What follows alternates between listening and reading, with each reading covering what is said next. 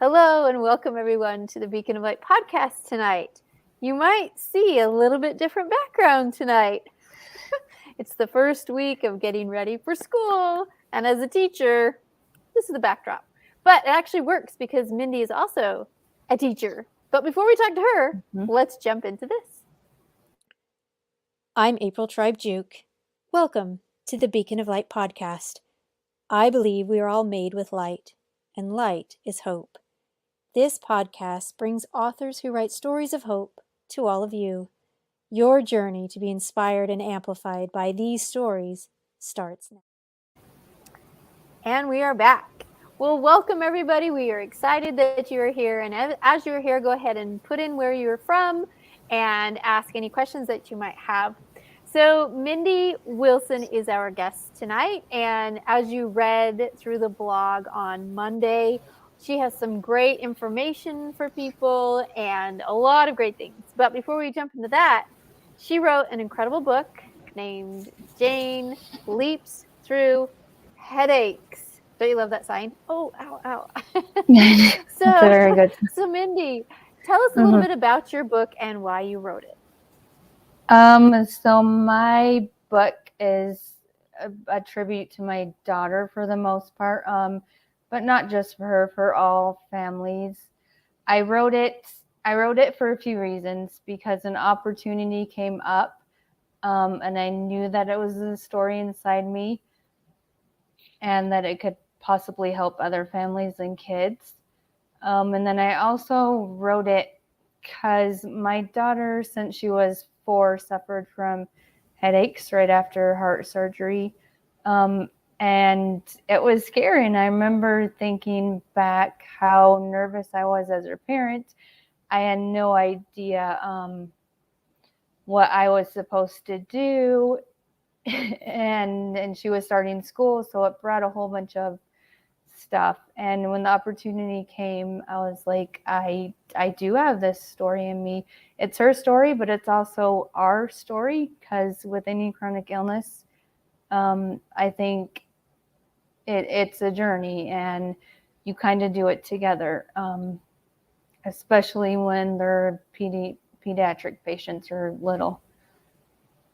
That's right. Those little ones, it is so hard because, their language ability to describe what's happening or, handle more things. They're young, they're kids. They don't have the life experience to back that up. They just know this is hurting and I need some help and fix it, mama. Right. I mean, I'm sure your heart just kind of goes out. So share with us a time when your daughter was maybe in a lot of pain and suffering, and what did you think to do?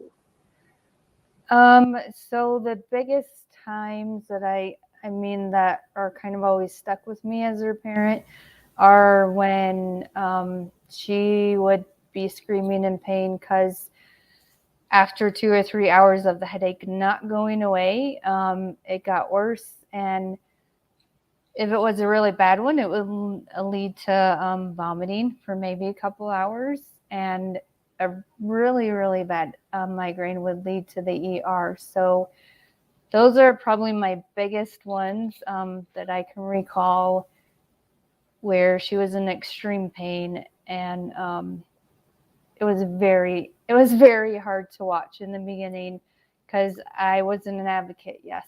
And I kind of was lost. And didn't quite know what my role was for her. But yeah, I'm sure at the beginning of all of those things, not understanding the role, you're there to help. How? What's the advice? What's the comfort? I'm sure, like some people, when it comes to headaches, touch can be really aversive, or too much light, and all of the things that we think might be comforting or might be helping could be just sending it off. Over the edge.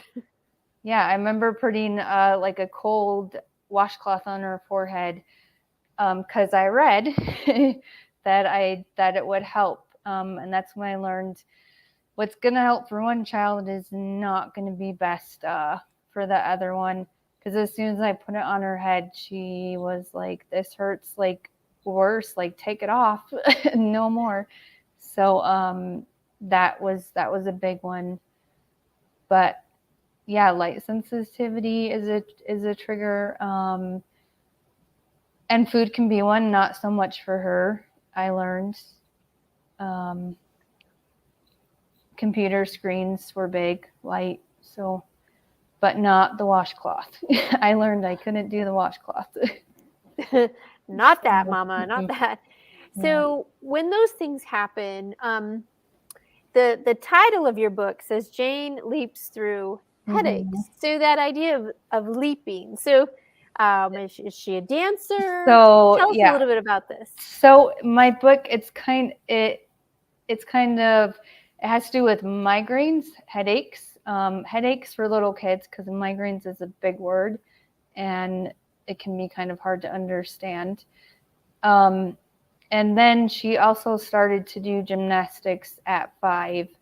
So they kind of both interplay, because as a parent, I was terrified when she started to do gymnastics. I was still learning her chronic illness, and I wanted to wrap her in a bubble and not let her out.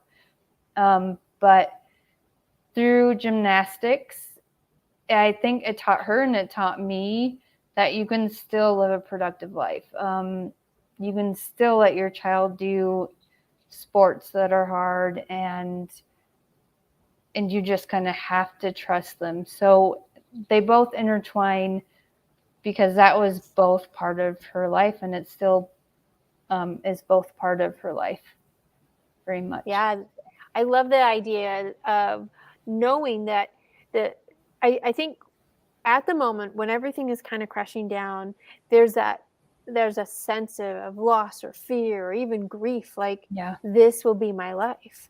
Like we will be visiting the ER. The pain will never stop, right? And then once we start to think about that, we can, not on purpose, accidentally, we can just blow up this huge, awful scene.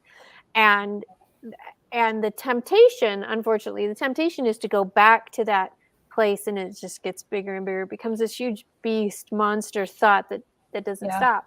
And so your ability to work through something like a competitive sport, like gymnastics, where it's not easy, and I'm not downplaying other sports. I'm just saying it is an intensely focused, because if you're going upside down, you better have your head in gear, because oops, clunked on your neck, right?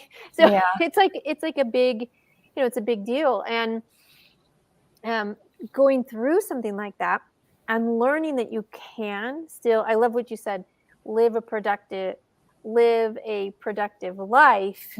That's a huge key, I think, for so many maybe parents out there who might be listening to this. And I think it saved, I think gymnastics, as scared as I was, I don't think she was super scared, because she was so little. She was just a child, like trying to live her life.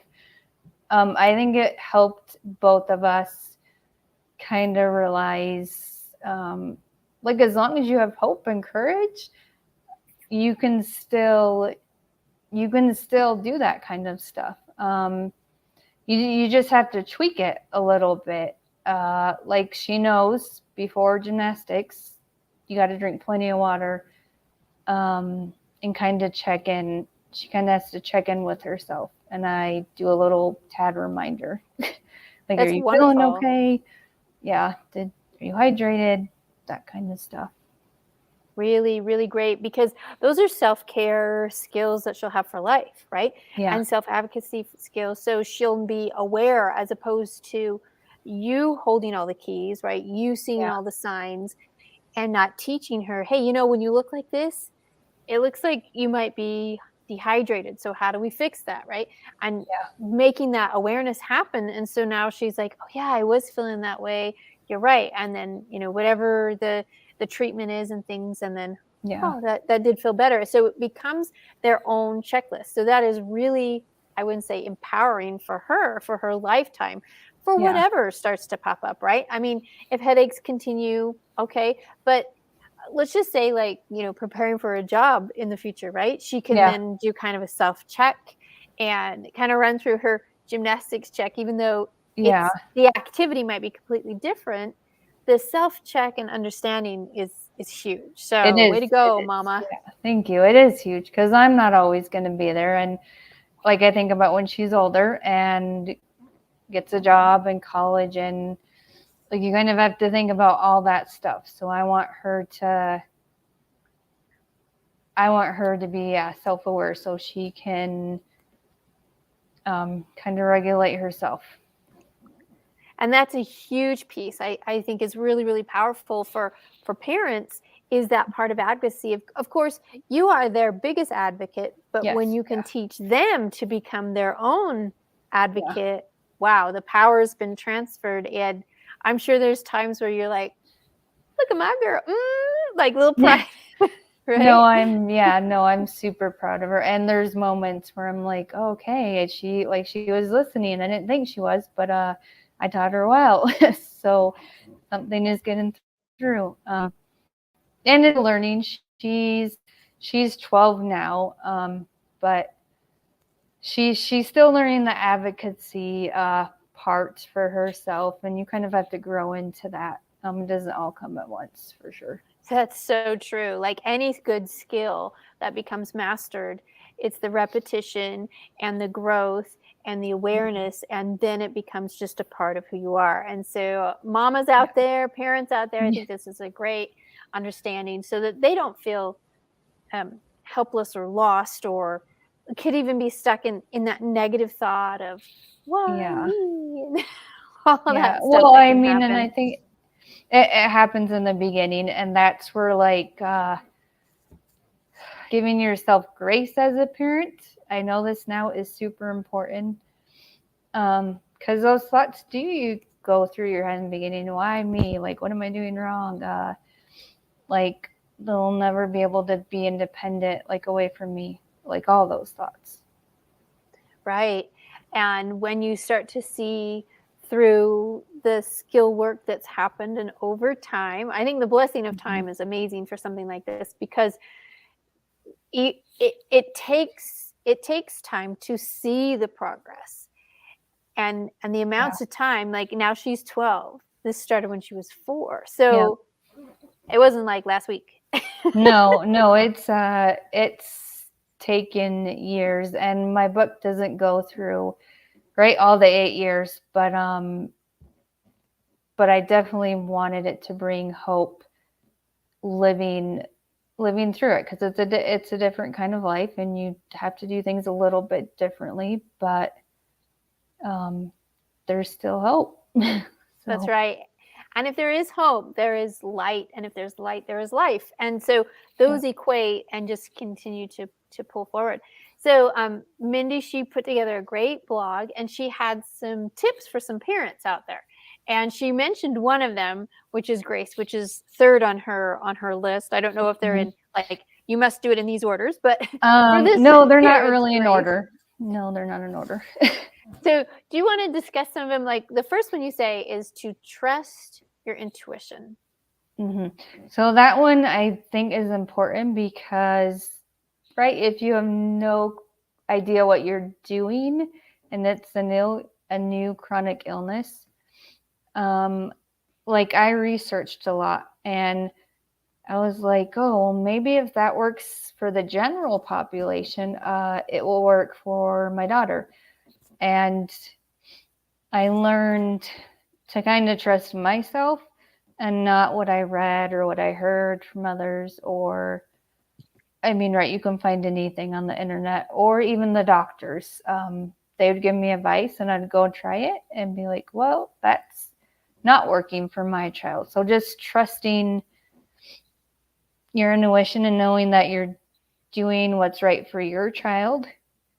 For example, she has like monthly chiropractic appointments, and a lot of people have been like, well, that doesn't help me a whole lot. So I almost gave it up, but through time, it has been a lifesaver for us. So. Right. And that trusting of your intuition is huge. So I think it allows for people to see look at how many possibilities, right? Yeah. There could be this, and that is what's wonderful. There's so many different avenues to try and to add or delete, and Yeah. that's okay. And I think more acceptance of the flexibility of things, because there isn't going to be, here's your answer. Yeah. No, Yeah. it's trial and error, and what works for one, not the cold cloth for her. That's not working for her. So, Yeah. and that's I think it's the beauty of all of this. And your advice is to keep going and trust what your gut says. Another piece Yeah. that you say is to be open and vulnerable. I love that sign. Uh-huh. Bare your soul, here it comes. So share a little bit about that. I just through the 8 years, I know in the beginning I was kind of closed off, and I was like, I don't want her to see me upset or crying. Like, I want to put on a front that I know what I'm doing with her and the chronic illness. But then towards the middle, when I started learning stuff and creating my own toolbox, I realized that you can get closer if you let your child in a little bit. And the bond that grew with us got stronger, which enabled us to talk about her chronic illness more, and her to be like, well, this doesn't work for me, or this works for me. And we have nights where we cry and are like, this stinks. Why are we going through this? But I think if I didn't open up, that our journey and relationship wouldn't be as close, and we wouldn't be able to find the good moments, the moments to celebrate. That's so true. And they are moments to really celebrate. And so just to recap so far, what she's talked about is to trust that intuition, be open and vulnerable, and to have grace. The next she talks about is to be an advocate. She brushed a little bit about on that just at the beginning, but share more about that advocacy. For me, advocacy kind of relates a lot to the hospital part of it, because I would go in and try and explain migraines to them, and they were like, oh, well, maybe it's just a headache, right? Let's give her a little dose of like ibuprofen. And I learned that if I talked to the doctors, to a neurologist, and was like, when I go into the ER, I need to show them something to help her, because it's hard to explain if you haven't been through migraines. And so now when I go in, we call it her concoction, but I have a paper that I can give them. So they kind of have an idea, and they know what works every time now. So it's not a guessing game. And also the lights, because lights can be a big trigger. Like, I think in the last 2-3 years is when I started to be like, turn the lights off, because before that I would just tell her, like, close your eyes, because I didn't want to disrupt the hospital or anything. But through time, I realized that she doesn't have a voice quite yet, and especially when you're in severe pain, like, she can't really be the voice, so I have to be it for her. Right. And that is a huge piece. And I like how you really are specific here with the hospital. Is there any other place that you might need to be specific with as well? Yeah, schools. I learned when she started to go to school that talking to the teachers helped to kind of explain it. And the computer screens were a big one. So I tried to make an effort to talk to her principal or teachers and explain if she complains of a headache, she's not trying to get out of work. Like, it's just the light is affecting her, and that kind of thing. So yeah, schools, community, anywhere I think where I'm not there for extended time with her. Yeah, I think that's really important. And so do you guys come up as a team with school as a team to think about alternative ways to get through, the assignment, right? Because she's not Yeah. complaining like, oh, I think I'll Yeah. just fake a headache. Yeah. It's like, okay, if I No. can't do this work here, is there, I can show it this way, or I can verbally tell somebody answers, or like, what are some of the accommodations that you have for her? I think the biggest accommodation has been for the teachers to trust her, that she's not just getting out of it. Yeah, trust between them is important, and having medication at the office. And if that doesn't work, then let her call and have someone get her, because she's old enough kind of now that she can tell them, I need to go home, or I just need a minute to not look at the computer screen. Right. Beautiful, So, beautiful. Because that, again, she's learning through those skill set to be her own best advocate. Wonderful. And on the fifth you have on this list is yeah. to celebrate the little wins. So share Yes. about that. You always got to celebrate. I think it's important with any chronic illness, and I think especially with kids, because their life can be turned upside down, and every day could bring something different. You just quite never know. To celebrate, like, you have to celebrate anything. Like, if she goes for a week without migraine, like, we usually celebrate with like a pizza night, or getting through a competition has been huge. Like, I always try and acknowledge it and be like, guess what? Like, you got through it without a migraine. That's amazing. And just stuff like that. Right. And I'm sure if you've got any siblings, they're like, yeah, no migraine, get that pizza. Right. They're living off the dream too. No, That's really no, they awesome. are. That's for sure. Right. So, Mindy, what would you like to share with our audience tonight before we close, about anything about the book, anything of the topic we've discussed tonight? What is it you would love to leave with them? I think for parents, just that you're not alone. You may feel alone, but there's so many kids going through a chronic illness. And for parents to take time for yourself, because that's super important. Because it can get hard and emotional, and you have to take care of yourself so you can take care of them. And my book, I would just encourage anybody that knows any family that has a kid that suffers from a chronic illness, migraines. But really, this book can be for any family or child that is going through a difficult situation and kind of needs that hope to keep going. Right. Wonderfully said. Well done. Thank you so much, Mindy, for being a part of the Beacon of Light podcast this evening. Everyone, go to Amazon, get her book, Jane Leaps Through Headaches. And if anyone, maybe you are a grandparent that has a grand child that has an illness, maybe you're an aunt or an uncle. So go ahead and grab this book, read through it, get some great supports and ideas, and kind of a shift on, you know what, life is possible. The chronic illness doesn't have us trapped forever.